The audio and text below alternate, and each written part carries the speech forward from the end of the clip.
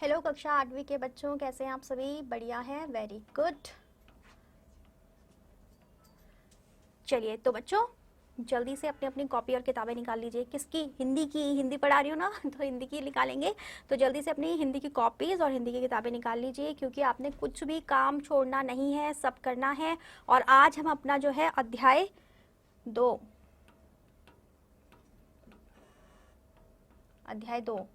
कौन सा है हमारा? क्या है बताइए? लाख की चूड़ियाँ। ठीक है, इसे पूरा करेंगे। जो भी हमारा अभ्यास में से रह गया है हम उसे पूरा करेंगे, इसलिए आप कुछ छोड़ेंगे नहीं। ठीक है, इसलिए जल्दी जल्दी से अपनी अपनी कॉपीज निकाल लीजिए और करना शुरू कर दीजिएगा जब मैं बोलूँगी। तो ये लेक्चर 4 है, आज हमारा लेक्चर 4।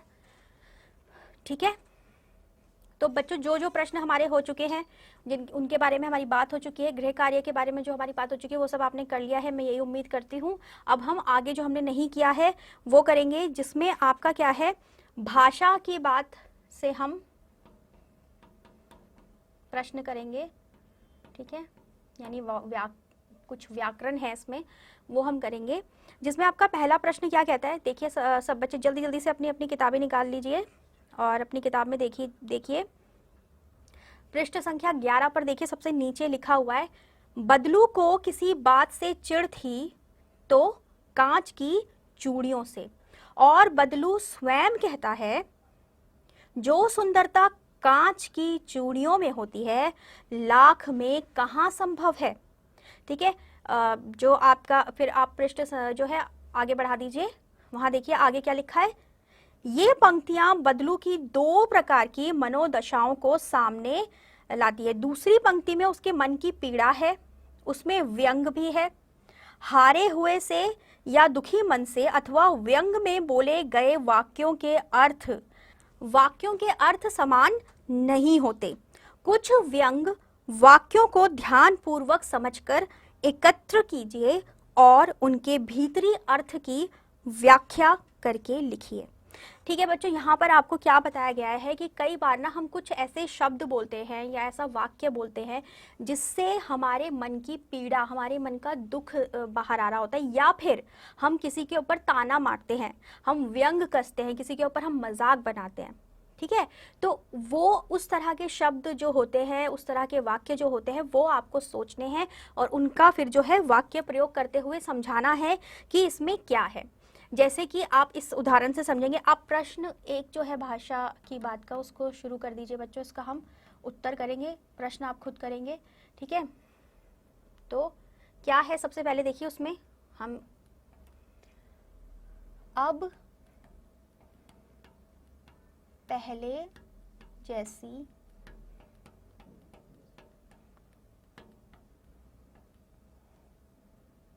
औलादें कहाँ।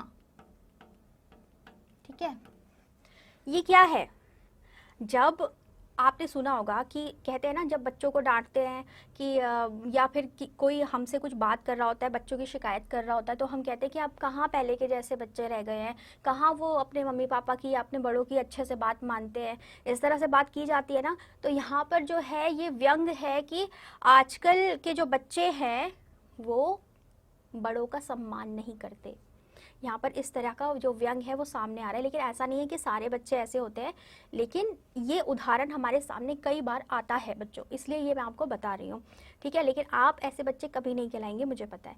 ठीक है, अब आगे क्या है, अब हम इसको वाक्य में कैसे प्रयोग करके बता सकते हैं कि ये मैंने आपको आप इसे लिखना और उसके बाद लिखना। ठीक है, इसका ये का है, किसी भी पुरानी पीढ़ी के सदस्य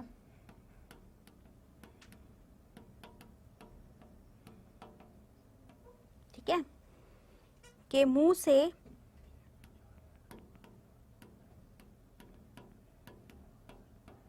यह सुनने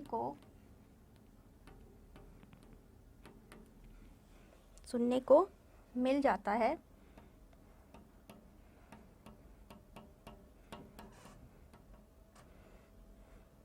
जिसमें दुख या, ठीक है, दुख या व्यंग्य, ठीक है, छिपा होता है।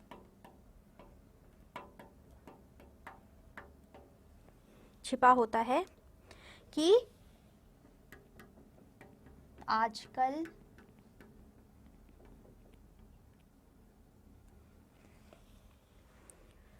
की संतानें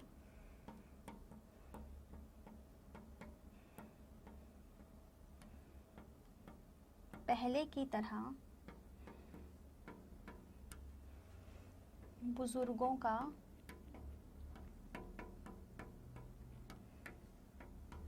सम्मान नहीं करती।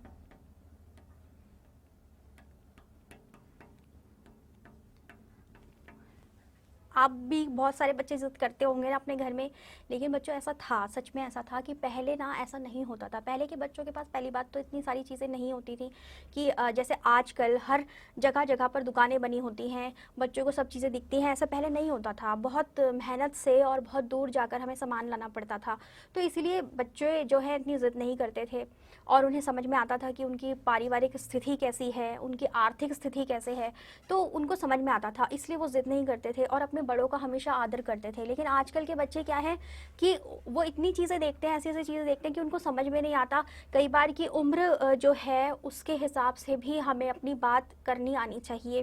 तो क्या होता है, वो जिस तरह से अपने संगी साथियों के साथ बात करते हैं उसी तरीके से बड़ों के साथ भी बात करते हैं। अब जो बड़े लोग हैं, जो बूढ़े लोग हैं, जो हमारे दादा परदादा हैं, उन लोगों ने तो हमेशा ये देखा है कि छोटे उनके सामने हमेशा झुककर रहते हैं, हमेशा उनके सामने जो है उनकी इज्जत करते हैं।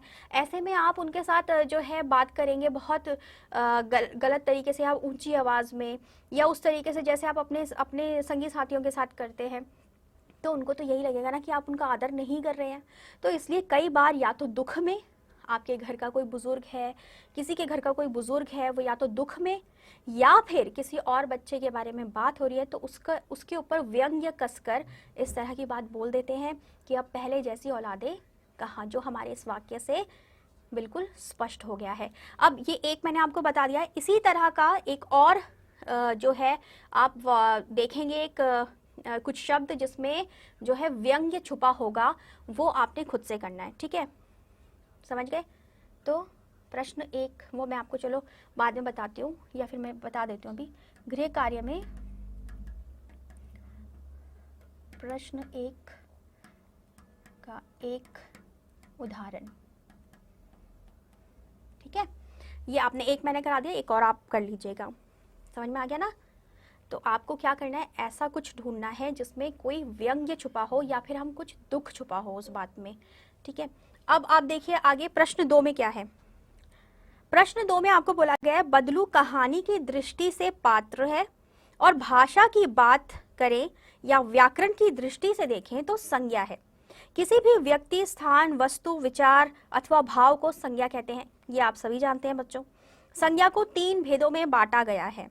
व्यक्तिवाचक संज्ञा, ठीक है, जैसे लला, रज्जो, आम, कांच, गाय इत्यादि। और फिर दूसरा भाग क्या है उसका, जातिवाचक संज्ञा, जैसे चरित्र, स्वभाव, वजन, आकार आदि द्वारा जानी जाने वाली संज्ञा। फिर क्या है एक और उसका, भाववाचक संज्ञा।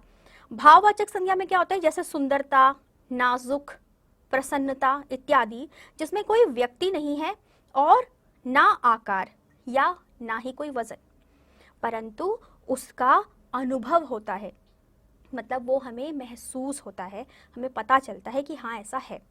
पाठ से तीनों प्रकार की संज्ञाएं चुनकर लिखिए। आपको बच्चों पता ही है व्यक्तिवाचक संज्ञा क्या होता है और जातिवाचक संज्ञा क्या होता है और भाववाचक संज्ञा क्या होता है, और इस प्रश्न में भी आपको समझाया गया है ना। व्यक्तिवाचक में क्या होता है, किसी का भी जो आपको है नाम पता चल रहा हो, ठीक है, उसका नाम पता चल रहा हो, तो वो जो है वो हो गया आपका व्यक्तिवाचक संज्ञा।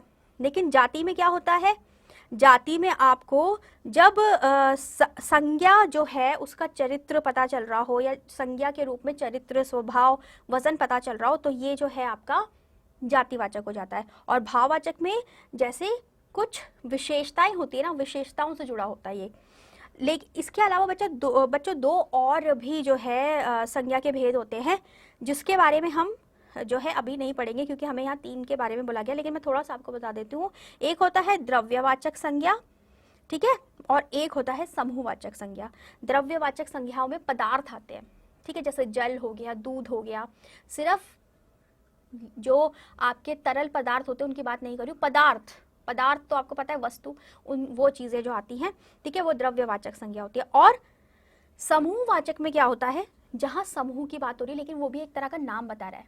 देखिए, आप जहां स्कूल में पढ़ते हैं, स्कूल में आप पढ़ते हैं तो सीधा गेट से अंदर घुसकर बाहर बैठ तो नहीं जाते ना, जहाँ पार्क वगैरह होता है, कहाँ जाते हैं आप, ठीक है। तो बच्चों मैं क्या बता रही थी आपको कि जैसे आप स्कूल जाते हैं, तो आप स्कूल में जाते हैं तो आप सीधा जाकर बाहर गेट से अंदर घुसते वहीं पढ़ने तो नहीं बैठ जाते ना, कहाँ जाते हैं आप पढ़ने के लिए, अपनी कक्षाओं में। तो आपकी जो कक्षा होती है, जैसे फर्स्ट ए, फर्स्ट बी, है ना, इस तरीके से होता है ना कक्षाओं का नाम। अब जो कक्षा है उसके अंदर कौन होता है, सिर्फ एक बच्चा तो नहीं होता ना, बहुत सारे बच्चे मिलकर पढ़ते हैं, तो समूह है, एक समूह से बना है कक्षा। बिना समूह के कक्षा नहीं होती ना, उसमें बहुत सारे बच्चे हैं तो वो समूह से बनाए, तो इसलिए हम उस पूरे समूह को क्या कहते हैं, विद्यार्थियों के पूरे समूह को जहां वो पढ़ते हैं उसे क्या कहते हैं, कक्षा। तो ये जो है ये समूहवाचक संज्ञा में आता है, ठीक है। ये तो आपका हो गया, लेकिन आपको ये नहीं करना है, आपको क्या करना है, प्रश्न 2 में, ठीक है, प्रश्न 2 में आपको व्यक्तिवाचक संज्ञा और जातिवाचक संज्ञा और भाववाचक संज्ञा, इन तीनों के जो है कुछ कुछ उदाहरण आपको बताने हैं, ठीक है। और वो आपको कहाँ से ढूंढने हैं, पाठ में से ढूंढने हैं, ठीक है। तो चलिए मैं आपको कुछ उदाहरण भी दे देती हूँ। पहला जो है आपका क्या है, व्यक्तिवाचक संज्ञा, ठीक है, व्यक्तिवाचक संज्ञा है। इसमें हम क्या करते हैं, लेखक। अब लेखक व्यक्तिवाचक संज्ञा क्यों है बच्चों, लेखक किसी का नाम ऐसे तो है नहीं, राम, श्याम, सीता, लेकिन जो लिखता है उसका नाम क्या होता है, लेखक होता है ना। हम लिखने वाले को ये तो नहीं कहते वो लिखने वाला है, वो लिखता है। हम बोलते हैं कि हम जब उसके प्रोफेशन का नाम बताते हैं, यानी कि वो क्या करता है, उसका कार्य बताते हैं, तो हम कहते हैं वो एक लेखक है। तो ये एक नाम हो गया ना, ठीक है। तो ये लिखने वाले का नाम हो गया, इसलिए ये अपने आप में एक पूर्ण संज्ञा है, व्यक्तिवाचक संज्ञा है। तो इस तरह के और भी उदाहरण आपको लिखने हैं, ठीक है। अब आते हैं हम जातिवाचक संज्ञा पर,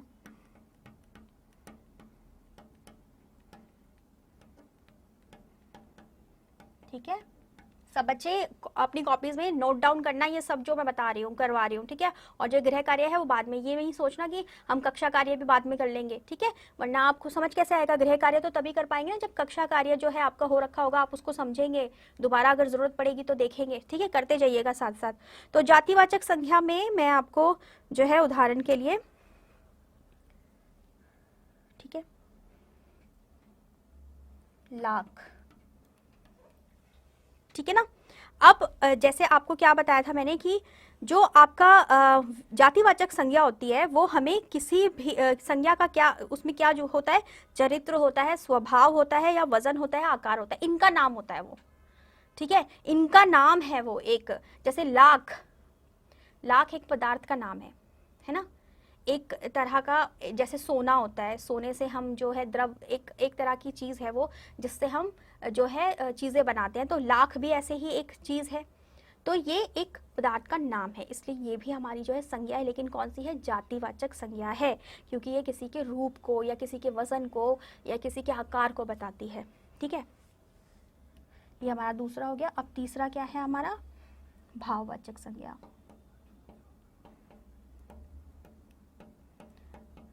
ठीक है। भाववाचक संज्ञा में आप को मैंने बताया जैसे कि यहाँ आपको ना ही व्यक्ति पता चलता है, ना ही आकार पता चलता है, लेकिन यहाँ पर सुंदरता, नाजुक, प्रसन्नता, ये जैसे उदाहरण है। यहाँ हमें जो है अनुभव होता है, वो हमें कोई दिखता नहीं है, या हमारे पास उसका कोई आकार नहीं होता। अब जब आप हंस रहे हैं, प्रसन्न हैं, खुश हैं, तो आप जो है खुशी अंदर से महसूस करते हैं ना, वो आपको जो है उसका कोई रूप तो नहीं नजर आता, ना ही उसका कोई आकार होता है, या तो आप ज़्यादा खुश हैं या कम खुश हैं, लेकिन उसका 1 किलो आकार, 2 किलो आकार ऐसा तो नहीं होता ना। तो इसीलिए हम इस तरह की जो संज्ञाएं होती हैं उनको क्या कहते हैं, जो संज्ञा है लेकिन सिर्फ महसूस होती हैं उनको हम क्या कहते हैं, सिर्फ अनुभव होता है उनका हमें, उनको हम क्या कहते हैं, भाववाचक संज्ञा। तो वो एक तरीके से भाव है हमारा, जो हमारे भाव से उत्पन्न होता है, उन संज्ञाओं को हम क्या कहते हैं, भाववाचक संज्ञा। ठीक है, जैसे शांति, ये भी एक तरह का भाव है ना। जब हम अच्छा महसूस करते हैं, बिल्कुल शांत जगह पर होते हैं, तो हमें क्या क्या मिलता है, शांति मिलती है, तो एक अनुभव मिलता है हमें, तो वो क्या हो गया, भाववाचक संज्ञा हो गया। तो ये आपको मैंने उदाहरण समेत समझा दिया है। अब आपको गृह कार्य में क्या करना है, अन्य उदाहरण लिखने हैं। वैसे आप बड़े बच्चे हैं, आपको सब याद रहता होगा, लेकिन फिर भी मैं आपको लिख के देती हूँ गृह कार्य इसी चक्कर में कि ताकि आप जो है भूले ना और अच्छे से समझ जाएं कि आपको क्या करना है। ठीक है बच्चे, अब जल्दी से देख लेते हैं कि प्रश्न 3 में क्या है हमारे। देखिए प्रश्न 3 में लिखा है कि गांव की बोली में कई शब्दों के उच्चारण बदल जाते हैं। कहानी में बदलू काका, ठीक है, जो बदलू है, वक्त को क्या कहते थे, बखत। क्या कहते थे, वक्त यानी समय को क्या कहते थे, बखत, और उम्र को उमर। इस तरह के अन्य शब्दों को खोजिए जिनके रूप में परिवर्तन हुआ हो लेकिन अर्थ में नहीं। समझे आप बच्चों कि एक तरीके से देखा जा सकता है कि हम इसको पर्यायवाची नहीं कह सकते, लेकिन फिर भी ये पर्यायवाची जैसा ही है। क्यों? क्योंकि ये एक ऐसे शब्द का ही दूसरा शब्द है जो आपको वही अर्थ बता रहा है लेकिन उसका रूप बदल गया है। पर्यायवाची में भी ऐसा ही होता है, लेकिन यहाँ पर जो है बच्चों ये ना खुद से बनाया गया शब्द होता है। ये आपकी हिंदी की भाषा का शब्द नहीं होता। भाषा में आप कभी भी उम्र को जो है उमर नहीं बोलेंगे, वो किसी की बोली का तरीका आप जब बता रहे होंगे, क्योंकि यहाँ पर जो बदलू काका थे वो क्या थे, वो गांव के थे और वो गांव के हिसाब से ही हिंदी बोलते थे। ठीक है, उनकी अपनी एक भाषा थी, अपना तरीका था बोलने का। तो वो वक्त को बखत, ठीक है, समय को यानी बखत बोलते थे। और भी कई लोग जो गांव के लोग होते हैं वो इस तरह से बोलते हैं, और उम्र को उमर बोलते थे। तो इसीलिए क्या है कि यहाँ पर आपकी जो है भाषा नहीं बदली है, ना ही भाषा को आप बदलेंगे। यहाँ पर यहाँ सिर्फ आपकी भाषा में जो शब्द आते हैं वो आप गांव में किस तरीके से इस्तेमाल करते हैं, किस तरीके से बोलते हैं, लेकिन उसका अर्थ नहीं बदलता है, वो आपको खोजना है। ठीक है, जैसे आपको कुछ तो मैंने बता ही दिए हैं, और आप इसमें जो है कुछ लिख लीजिए कॉपी में फटाफट से। ठीक है, प्रश्न 3 का उत्तर बता रही हूँ मैं आपको।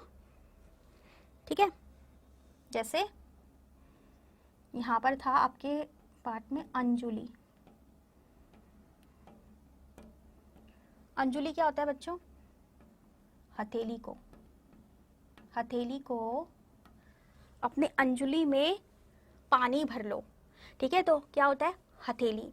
लेकिन गांव के लोग कई बार इसको अंजुली बोलते हैं, ठीक है, या बोलचाल की भाषा में इसको अंजुली बोलते हैं। तो ये, लेकिन इसका जो हिंदी का रूप है वो क्या है, हथेली। ठीक है, और भी देखिए उदाहरण, मचिया। बदलू काका एक मचिया में बैठते हैं, इस तरह से हमारे पाठ में आया था। ठीक है, इसको बोलते क्या है लेकिन हिंदी में, चौकी। ठीक है, एक बैठने का जो होता है ना चौक जैसा, उसको बोलते हैं। ये मचिया बोला गया है हमारे पाठ में, यानी कि गांव की भाषा में। और क्या है देखिए, फबना यानी जचना।